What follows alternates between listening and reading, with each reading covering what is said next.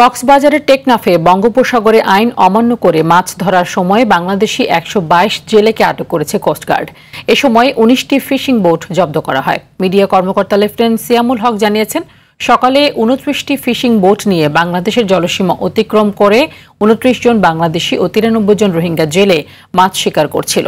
খবর পেয়ে কোস্টগার্ডের কয়েকটি দল অভিযান চালিয়ে তাদের আটক করে। জেলেদের বারবার দেশের জলসীমা অতিক্রম না করতে বলা হলেও তারা আইন অমান্য করে মিয়ানমারের জলসীমায় ঢুকে পড়ছে।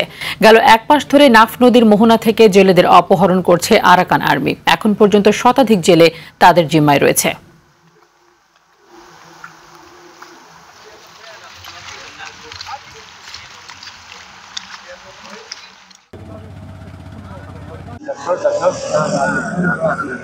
ডাক্তার